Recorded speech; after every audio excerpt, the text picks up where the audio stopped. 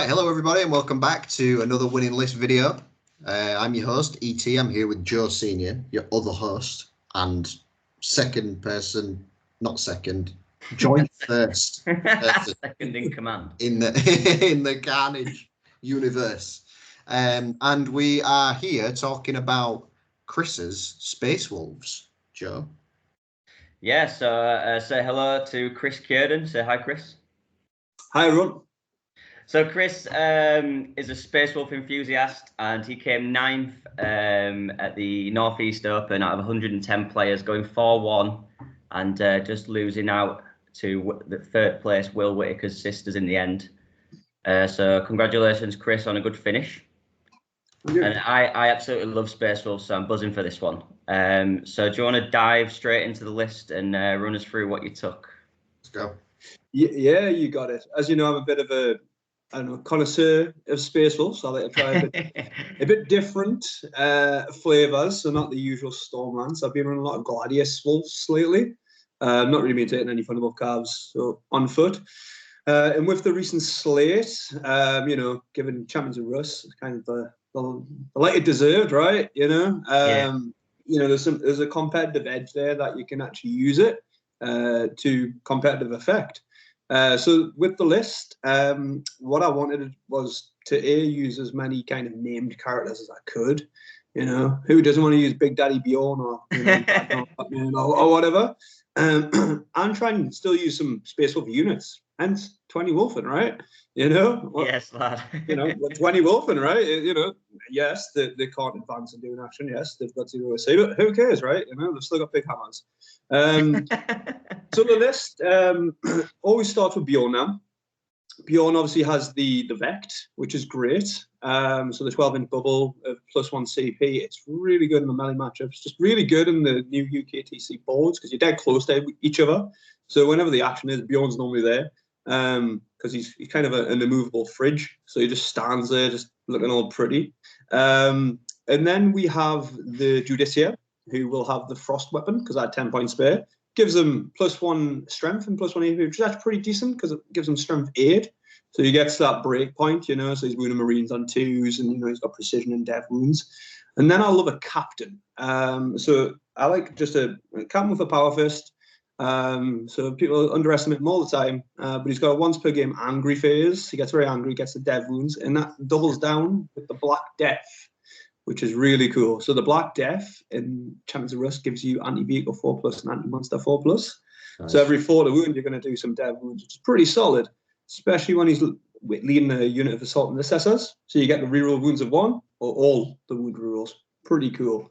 And again, I couldn't leave the house without Logan Grimnar. So what he gives you, he's like the company director. He might not do anything apart from shout at everyone, right? So he shouts at everyone, goes, you can all reroll all your charges and that gets this turn. Really cool. So you can have a really strong go turn and hopefully just wipe out as much as your opponent's army as possible and just go, well, you got nothing left to score effectively and you just win, right? And then you've got Ragnar Blackmane. He's a beat stick, but importantly, what he gives you is advance and charge. So just that threat range where you can go, all right, I got advance and charge over here.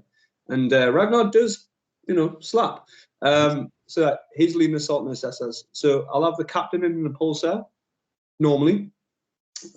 I think I started him always in the impulsor actually with these Assault and Intercessors just to get him around the board and just use them as kind of a nuke. And then we had 2 units of Jump Pack Intercessors, a unit of Blade Guard Vets, a Destructor, a Vindicator. Just to keep people honest, you need a bit of tanks, just some anti-tank shooting just to say, right, you just can't just put everything on the line. I can't shoot you. And then 2 units of 5 Wolfen, trading pieces, really good. People underestimate them all the time. Meat shields, 4 up invuln, 6 up female pain, T5, 2 wounds, and importantly, 4+ and fight on death. I know, Julia, you had a recent use of them and enjoyed them. And then an episode. I was so anti-Wolfen for ages, and you've sold it to me, mate. Sold it to me. Yeah, it's so good. Well, I'll go into how it kind of synergizes with the detachment, but the Eversaw is obviously there just as a lone op, can stick on your backfield, can do actions out in the open, can just also be another, which is kind of my playstyle a lot of the time. You can just go, right, scout 9, move 9, he's charging this unit. If he dies, right? At least he dies swinging. So really just a fun list, right? Where you can just go, chuck it out the wall and just start whacking your hammers and swords and shields and everything at them. Obviously got the Judiciar, the Blade God Vets. Probably overstepped that, but fight first, massive in that melee kind of, especially with Rogue being 1 CP down. You can really kind of, you know, get some psychological war games going on where you're going to go, I could do that for a CP, you know? But yes, so this list is using the Champions of Russ. So the way it works is you pick a saga, like little quests that you've got to do, right? But now you got to have one active at the start of the game, apart from the +1 OC one, but you can choose from sustained hits in melee, essentially, lethal hits in melee, or you can have a 6-up feeling pain on the wide. I'm a nut, so I always take the sustained hits because what it lets you do is it lets you synergize with a stratagem called Relentless Assault, which effectively gives 1 unit advance in charge for a CP. So now you've got 2 units that can advance in charge. Obviously, 1 would need a CP, but you've got Ragnar's unit and then another unit. So again, you've got that full. If I need to send 10 Wolfen down the line just to screen, have a meat shield in front of you, I can do it with advance in charge, right? So really, really effective. Yeah. And then there's some cool strats that you can benefit from as well. You've got +1 AP naturally with one of the stratagems, go for the fraud. If you have the lethal hit saga active, you then also get Lance. I'll actually prefer the +1 AP always being available just because of armor content being around everywhere. So you can just say, all right, Ragnar now needs to be AP 4. All right, I'm just going to blow up this this tank over here because you've got no save. Executioner. Really, really cool. Like I said, the captain, he can have +1 AP. He can have Lance. Obviously, you've got his free stratagem. Just a really, really cool list, which was just, I think, probably one of the funnest lists I played, right? Just because it was wolfy, right?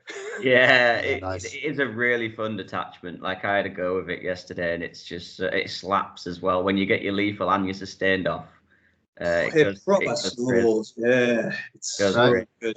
Should we get into the rounds then? And have a look at the first captain one? as well. I think you're missing him off the list. But he one banged Mortarion the other day when I played Craig. That's how good that Black Death enhancement is with the rerolls. One banged Mortarion, full wounds. Yeah, I've had him with probably a little bit of piddly chainsword attacks, right? But he killed Canis Rex. It's just like that's what it is. Yeah, it's good. Nice. As long as they don't have like a feeble pain or -1 damage, if you pop out, especially when you get a couple of sustains added into that effect, you're just like, this is going to be good. You can feel it, right? You roll the dice, you're like, look at all these 6s, this is going to be good. And then your points on the objective, you're like, I got the full wound rerolls too. Yeah. So yeah, it's really, really nice. Cool. Right. Without further ado, let's get into the round. So round 1, you had Tyranids Invasion Fleet Detachment. And the score on this was 100-20 by the looks of things. So yeah, 135. 135. Okay. Yeah, I think I'd probably give him a few extra points if I'm honest, because he was a fairly new player. We were playing interestingly on the T3 maps. As you can see there, it's slightly different to UK TC. But what he did effectively is put quite a few big gribblies just out in the open. Again, probably not respecting my Vindicators or my Predator Destructors and the lines I could get. Whereas I staged obviously out of line of sight. So he had like a Broodlord, which is pretty cool. He had One Eye. He had some cool gribblies. Like, again, I'm down for if we can get the named characters in the list, let's do that, right? So when I seen all one, I was like, that's cool, right? And you had 1 Carnifex Bodyguard, Exocrine, a unit of, Gene Stealers. So I guess some of the key things I was concerned about playing against them was kind of the Tyrannifex. That big mama, right? Every time she shoots us, I die, right? So I was like, I don't want to be shot by that big mama. Another scary unit against my list is the Exocrine. If they pop off, they just melt you with this acid. And, I don't know if you remember what the Exocrines look like, but they're a very humorous model. The way they're modelled. I know exactly what you mean. Yeah, but this slap. And to be fair, Nids are in a good place with the upgrade. Obviously, the recent slate, they've got the +1 strength when they're in Synapse range and all of that. So what I needed to do was kind of focus down the Exocrine when I could get a chance and position in a way where that Exocrine couldn't shoot us when I was trying to move up the board. So in deployment, essentially, I'll put some scouts out to stop his gene stealers from scouting, because they've got scout 9. If they tie me up and stop me moving, I'm scuppered. So I had some scouts out. I had some assault intercessors in the bottom right, just ready to jump onto that bottom right objective, because this was terraform. So if you can get on the objective first and start terraforming, it forces your opponent's hand to have to come and deal with you, which is what I want. I want them to come forward, so then I can go like this, right?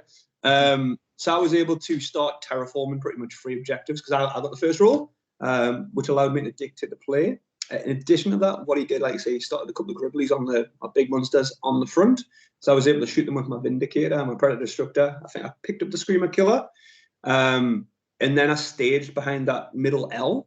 So I was in a position to kind of answer the call in any direction. And then from there, he, had a good play, actually shadowing the warped to stop me terraforming, which was pretty effective. But then once I knew that had already been used, I was kind of free to be pretty aggressive from there. And because he moved up too close, I think, I was able to just turn 2 and 3, essentially just, push him out the board and wipe him, hence the low score.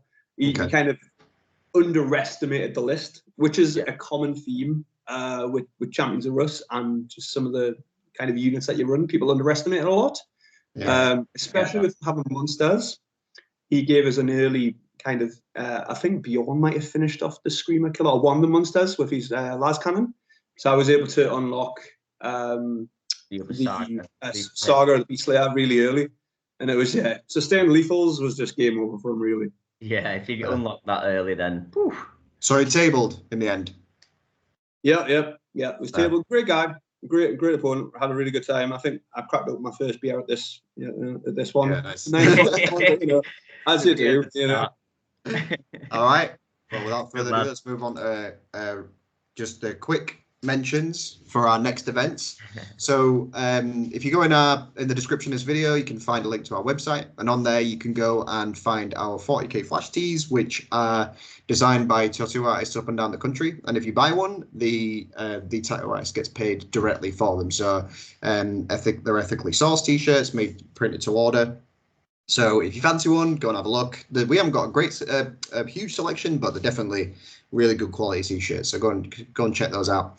Our up and coming events, we have a RTT this weekend on Sunday. We've got 2 tickets left. So by the time this video goes up, it might not be available anymore. If it is, get that last ticket. You know you want it.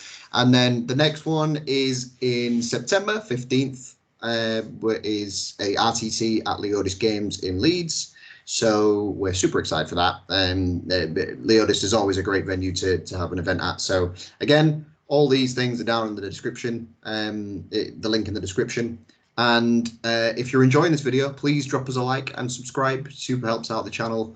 And the more engagement we get on these for likes and subscribes, the better quality we can make these videos. We can give you better graphics, give you, I don't know, we can go topless if you want. We'll do anything. Anything for likes. Anything for likes. I'm down for that.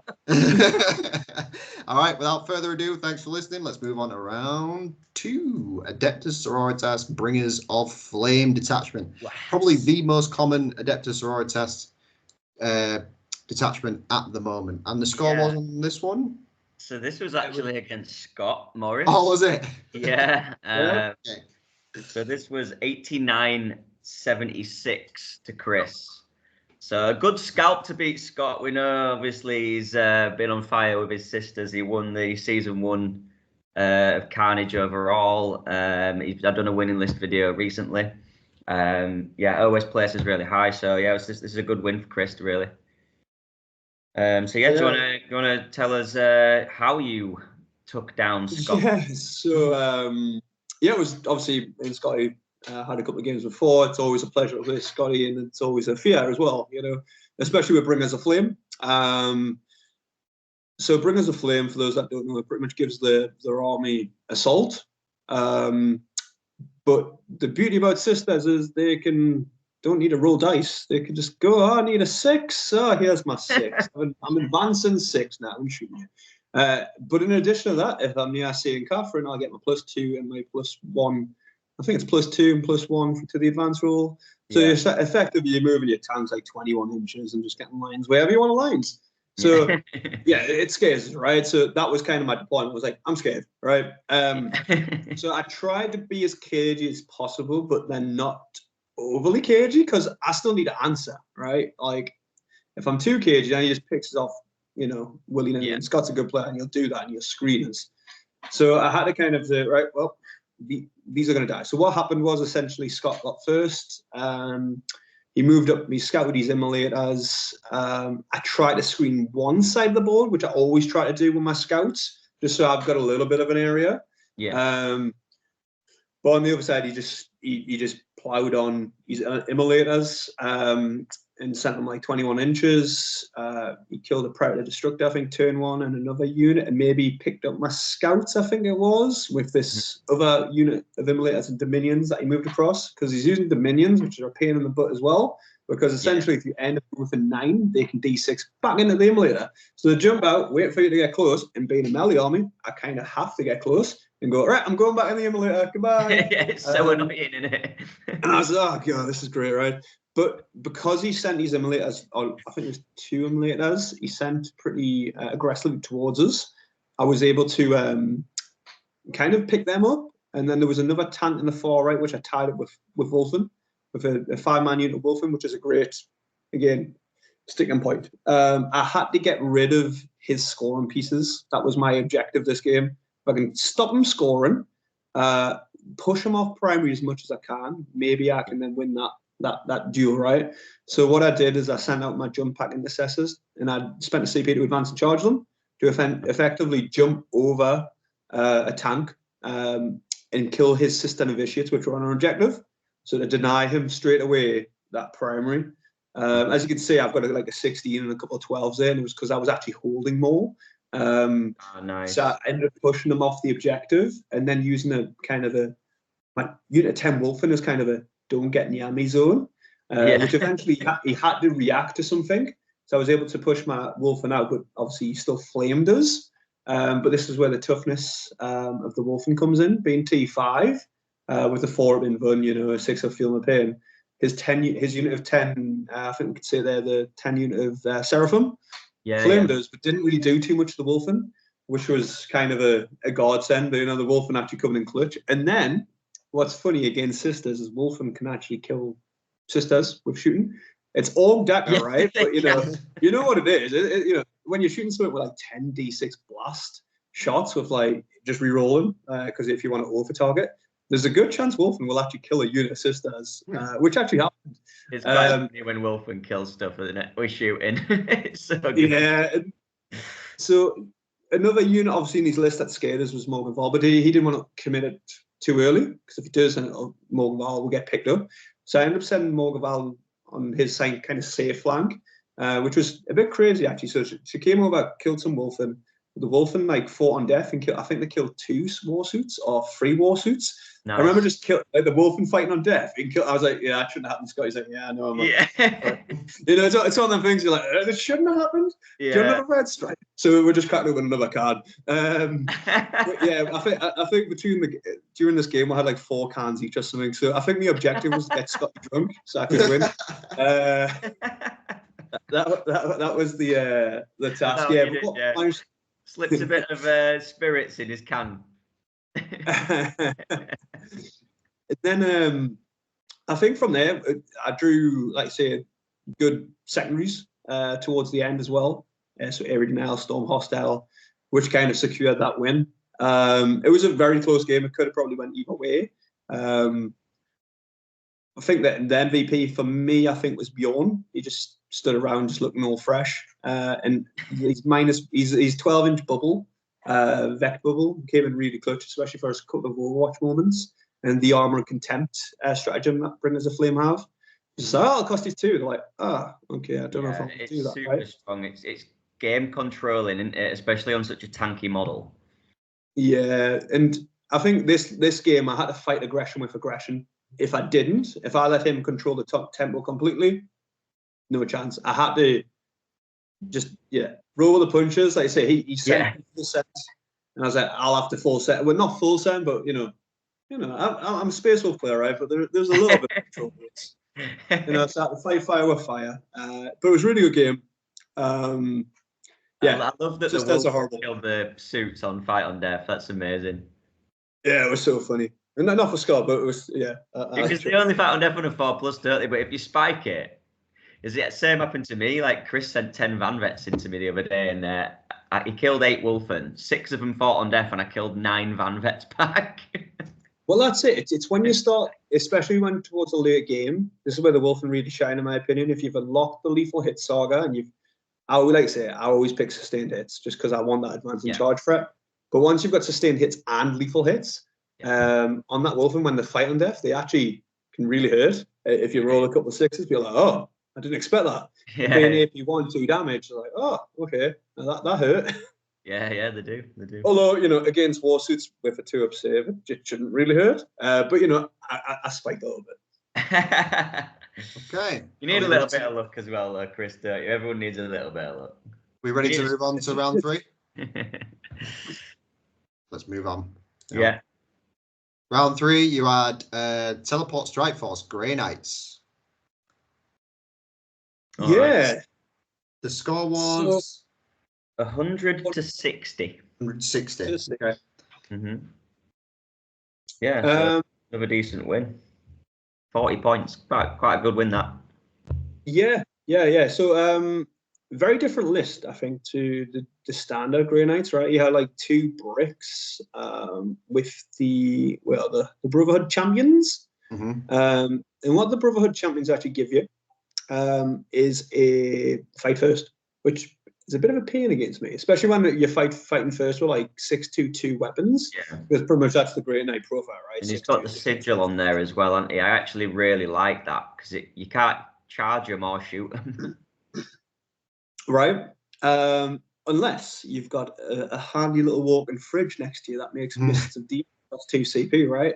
So I can't charge him, right? But that's where Wolfen come in, right? So Wolfen did charge him. Wolfen don't care, right? Wolfen just ran and went, right, you fight first, I'll fight you back. And what I kind of looked at this list, I was like, right, them fight first are going to be a pain in the butt, right? The Dread Knights are a pain in the butt. He's then got some like indirect, I can't remember which one it was, the Purifier, the Purgation Squad.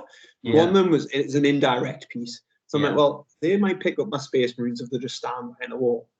So I need to be cagey enough where I'm not just giving them units just to shoot, right? But then, in a position, so I've staged properly where I can answer the called arms when it comes up, right? So I use this middle L, or this weird square L, like I say, it was T3 map again, to kind of like stage my impulsor behind that wall.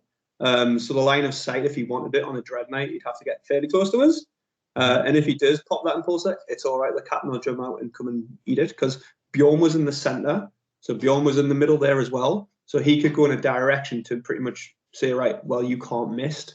Now, what happened in this game, though, is my opponent just got too aggressive for no particular reason, I don't think.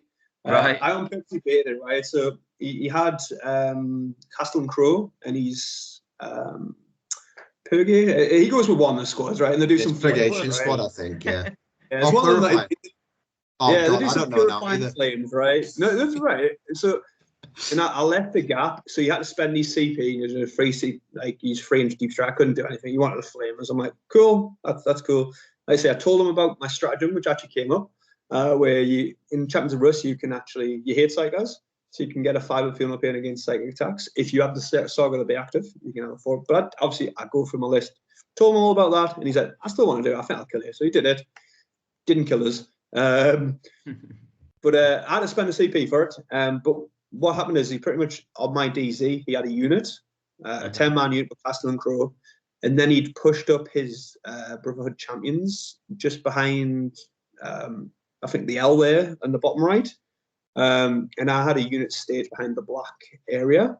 And I kind of baited it, so I just moved up a jump pack unit, and he missed it. Like, cool, I don't care about my jump pack unit, right? I'm like, yeah, cool.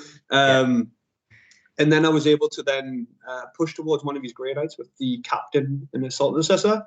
Nice. You know what that does, right? So I killed him. Long story short, I killed him. Bjorn the next turn, and then I dealt with obviously the unit that deep struck us. with some Wolfen and another unit of jump pack intercessors and maybe the Eversaw, because the Eversaw is a little nutter. And then next turn, he actually overwatched with the Purifying Squad, and I was like, cool, right, now you don't have enough CP to actually do Mist, because Bjorn's going to go in this way. So then I was able to just push personal armies, right, cool, now you're pretty much dead. So I think by like turn 4, you have like a Dread Knight left and maybe one Interceptor Squad. He had like 2 units left at the end of turn 4. It sounds like you just controlled the Mist stratagem so well, because you baited it out once and then you made it so that you couldn't use it with Bjorn's Vect thing as well. So that's huge. And then also like charging the Wolfen into the fights first as well. So you get that's it as well. Yeah. So the key thing about that, so then I ended up double charging. I think there was a unit in the middle, that he plopped a unit in the middle. So I charged with my Wolfen, based with my Wolfen, and then charged Ragnar's units. So only 2 of his strike squad or whatever they are could fight Ragnar's squad. So only he had fight first. He's not going to kill Ragnar's squad. Yeah. Ragnar, because the thing is with this unit, it doesn't have a fort invuln. It's not like a Terminators where they got the fort invuln. They've got 2 observe, but then Ragnar, when I want him to, that's AP4. So it's like, right, you're saving on 6s now, and each feels a dead guy. And Ragnar blended the squad. Right? Oh, he's such a blender, man. He's unbelievable. Oh, he's for 90 points. He's phenomenal. He's crazy for 90 points. But I've had plenty of practice against Grey Knights on TTS, so I was like, the thing about Grey Knights is if you're not used to them, the shenanigans will get you. But if you're used to playing against them, like the sigil, a key part of that is you can't shoot them. So I was like, so keep asking them, which 10-man brick's got the sigil? Just so I don't accidentally shoot it, right? You know, because no, mate, like I say, by this point, I think I was about 8 pints deep, so there was a good chance I would have shot it, so I just had to keep asking the question, you know. Arguably, that's performance enhancing drugs for you, Chris, let's be honest. 8 pints. Not gonna lie, it is, but I didn't feel it the next day, I tell you. Big brain plays on 8 pints. Awesome. Right, let's move on then. Let's get to the second day and rounds 4 and 5. So round 4 you had World Eaters, Berserker Warband. We don't have the scores for this, so you've got Henry, you've got big HC to stare at for this. So, bearing in mind that I imagine Chris was probably pretty hungover on day 2. This was a 72-58 win. Is that right, Chris? You were pretty hungover. Yeah. I was pretty. I didn't get in until like 4 o'clock in the morning or something. So I was pretty enumerated when I rocked up with my energy looking fragile, but maybe it's all a facade, right? You know, it's all an illusion, right? Hey, you did it at Hull. You got in at 5 in the morning and came straight and won the thing. So like, you know what I mean? It works, right? Yeah. It's a Space Wolf way, isn't it? Yeah. Drink mead, right? And just all right. Life will be good. Yeah, so this obviously World Eaters with a lot of 8-bound, scary 8-bound. So the key things, this is always the World Eater try to take Angron, right? Do you go for Angron or do you not go for Angron? You kind of have to go for Angron, but you don't want to go for Angron because he might just come back. Yeah. And then 8-bound, or just 8-bound, right? Just an absolute pain in the ass. It was quite a standoff game. But what he did to his detriment, essentially, is full sent Angron down a flank. And I was like, okay. So he let us first. So he went first. Obviously, I put some scouts out in the open side. I literally had 2 units of scouts just to stop his scouts. That's the thing about you don't know World Eaters. Pretty much World Eaters will go, I can scout and I can just run over you. Obviously, you didn't have the Lord in the Cotter, so it's not too bad. But still, you don't want any 8-bound scouting towards you, right? No. And the Chaos Spawn as well, the kind of a unit you don't want to invest in to try and kill. Quite tough, aren't they, actually? Unless they are ridiculously hard to kill. So they've got a 5 Feel No Pain. But if you use one of the Favourite of Corn dices to give you army-wide Feel No Pain, the wording of it essentially improves your fuel pain by 1. So these spawn then have a 4 fuel pain. You're just like, what is this? Right? So they just become impossible to kill. And they're surprisingly slappy as well. I think during the game I did actually jump a unit in and just to deny him. Luckily, I managed to actually keep 2 alive to deny the point. But yeah, then I wiped the unit. Yeah, so what happened? He went first. I kept both of my tanks on the table just so I could respond to Angron in the wave wherever he went. Because pretty much my list actually has a lot of drops. So I was able to out-drop him. So I knew where Angron was going to be before I put my tanks down, right? And then obviously the captain was hiding in his impulsor. But he moved Angron up and I was able to get a beat with the Predator and the Vindicator. Shot both of them, got them down to about, I don't know, 2 wounds. And then I jumped a unit of the Assault Intercessors over into Angron and chucked a grenade and killed him. So I killed him 2 in 1, all right? Nice. But at that point, you're like, he's probably coming back at some point now. Well, that's it, right? I'm like, he's going to come back at some point. And essentially, we had a very stagey just game, right? Where it was like, no one's really going to pull the trigger. And then at one point, I think I was just that kind of, I need a drink or something, right? I just said, I'll pull the trigger, right? And Bjorn kind of came in clutch. So I pretty much I overcommitted. It was actually misplayed. I overcommitted too much. I hid the Blade Guards out, Judiciar, Ragnar, Wolfen, Bjorn, everyone. But he had like 4 CP, which I forgot, right? So I was, yeah, you can't interrupt. And I was like, oh, no, you can't. So he interrupted with some 8-bound and just clapped my Blade Guard vets and Judiciar. And I was like, I didn't actually need to do that play. And I was like, this is not good. But by that point, I'd had moved up to kind of control the board anyways. But after that turn, he rolled the favour of the corn, and I saw the 3 6s. And felt a bit of a shudder. He got him back in my DZ, and Angron just started doing the work. And I was like, well, I think we had to end up talking it out. And I was just like, well, Angron's in my DZ. I'm running to your DZ, right? I'm running away from Angron. I'm not running to him. And I was able to kind of pick up points and, take objectives because he didn't have much left at all at the same time. Like it was, he had like Angron and the unit of Jackals and maybe like 1 unit of 8-bound. I had like Bjorn in the middle just doing Bjorn things. He doesn't die, right? No one talks. No, he never dies. I had like a Predator Destructor alive, maybe like an Impulsor, unit of Wolf or 2, and maybe Logan Grimnar just chilling doing his thing. Because he just, like I say, he's the managing director. He goes off. He might do like establish Locust in the corner and then just shout. He just stands there and says, I'll split you behind enemy lines. It was a really good game, really good opponent. I think, I misplayed though heavily. But I did the right plays leading up to that it didn't cost. Good enough to get over the line. Nice. All right.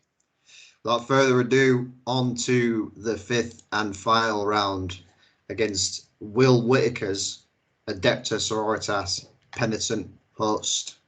Yeah, so interesting to see the Penitent Host actually podium in as well. You obviously we're used to seeing the Bringers of Flame, so I haven't played against this, Chris. This is really interesting for me. Like I've seen it played on battle reports where they just move like a million inches. I thought the Bringers of Flame were fast, but this is nuts in it. Yeah, I'm sure whoever wrote the Sisters Codex just went, I want to make a fast attachment, and then someone next one, I'm going to make a faster one. Sure, that's like what they were doing, like when they were creating it, right? So this was the first time I played. This was 78-70 to Will, sorry, before you go into it. So 8 points in it. Would have got Chris a podium if he'd have just managed to win, but just lost out. So yeah, go for it, Chris, sorry. Yeah, so Will's a solid player. I've played him a couple of times in different factions and detachments. And he said he wanted to try the Penitent Host. So first time I was coming up against it. But what it has, and again, I might have this incorrectly, so no comments, right? But essentially, they can have once per game, once is a 2-up fight on death. which is kind of neat as my thing, right? I want to charge you and kill you, not charge you and then die in return. And then they've got one, I think, where they can have extra movement shenanigans. But yeah, very killy. So in melee, so they've got the Arcos, which if you've ever been hit by Arcos, it's like someone just with loads of tentacles attacking you, like with like 60 million attacks. Like a unit just goes, I'll just pick all these dice and dump them. Right? They get so many attacks. They're so reliable, really hard to kill as well. So Argo's got a recent thing where I think they've got a 5 of Field No Pain now. They used to have a 4 of Field No Pain before the slate, but this detachment has a strat where you can pay CP and have a 4 of Field No Pain for any of the pennant units, or like the Repentia squads, the Argos. Yeah. So again, trying to kill them can be a pain in the butt. But do you know who helps against stratagems like that? It's the Bjorn. Right? Going into the key parts of this list, and I think it's standard to any sisters. They've got castigators, right? I think they're one of the best tanks in the game. So one of my key things was, let's not try and get shot by the castigators. Like the flat 3 damage. So the wipe out Marines, the wipe out Wolfen, wipe out my Blade Guards as well. Yeah. And then he's got the Dominion squads, which will split. So you'll have the crap ones on foot that just go score points, and you'll have the good ones with multi-melters or flamers jumping in the immolators. So what happened was, and apparently I've never, like I said, never came against this before, but he said the Repentia pretty much will one bang most things. They got like full hit and wound rerolls and just hit like a truck. I'm like, right, cool. Yeah. He managed to go first, which was all right actually. So he pushed up his immolators. I didn't really give him much. Like I say, I had a unit of scouts. Again, I always put a unit of scouts out in the open. And they can scout behind the wall, and they force your opponent to have to come and get them. But he moved up his immolators. He started a castigator off the board, so I had to be mindful of that. I started my vindicator off the board as well, because I didn't know on angles where I would be able to shoot. So I wanted the vindicator, because it's only got 24-inch range. So I wanted to be able to come on and guarantee to shoot something, right? Yeah. So he started a castigator off the board, all good, and we just kind of stage, right? It was very cagey. What he managed to do was push me off my safe objective, so hence why I was scoring 5s in the scoreboards, if you can see there in the primary. So he's just getting enough OC just to push us off. Keep denying to score you that 10, right? Because no one wanted to sit in the middle, because that was the death zone, right? Especially when you've got 3 castigators looking at you and immolators, melters. I'm like, I can't go in the middle, can I? Right? No. But what happened was, and it was pretty dicey.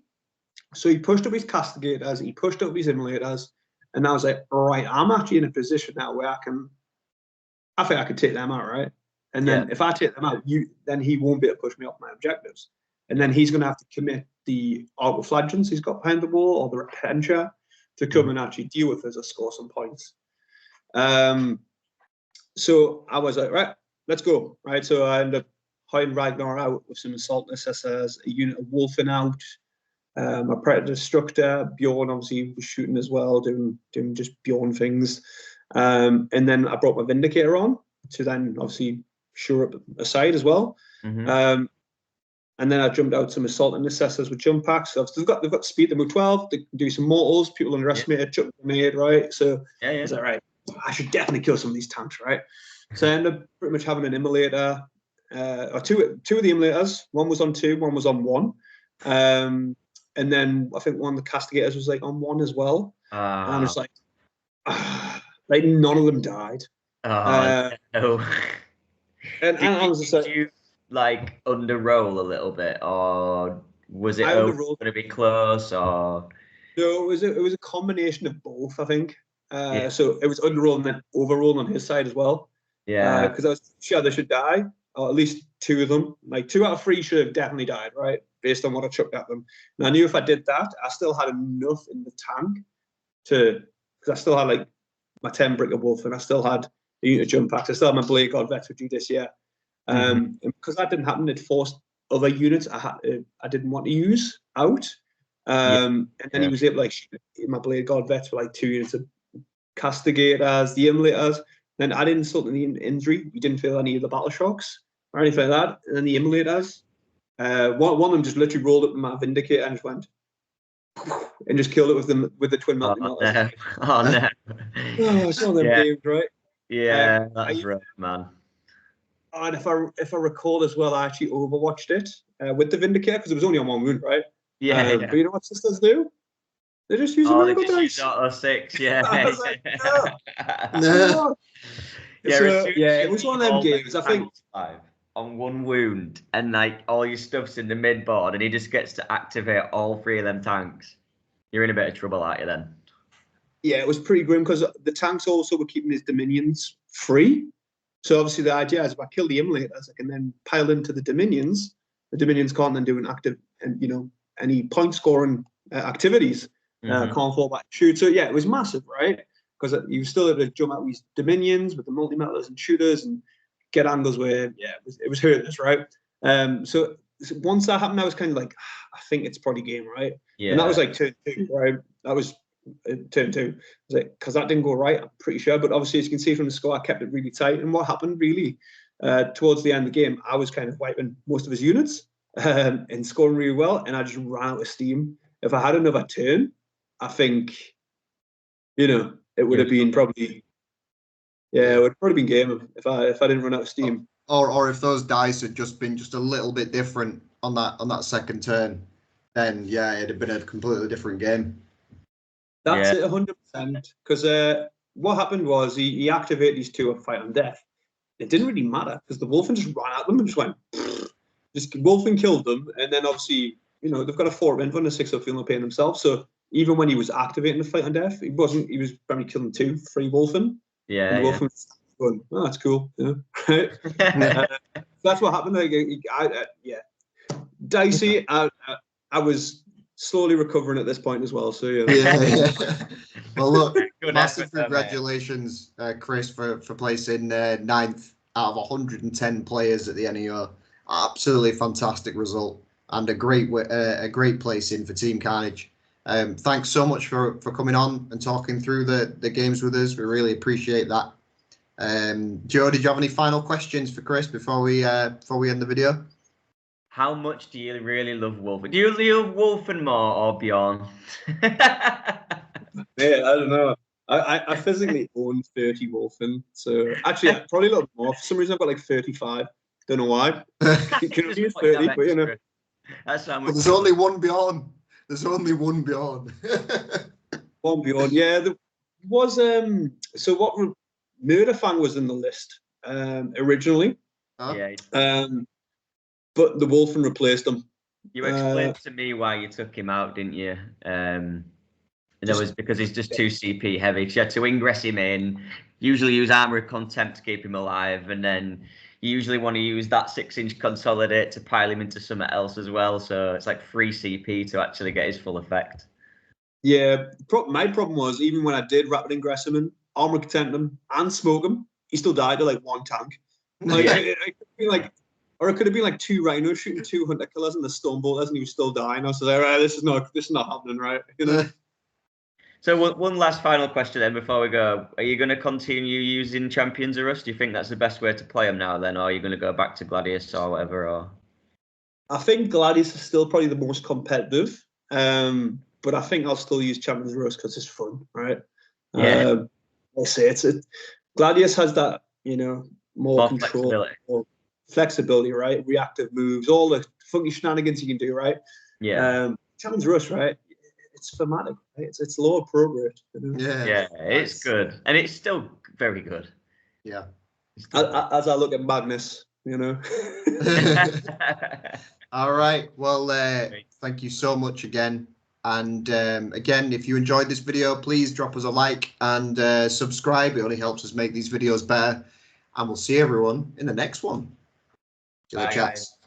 Bye.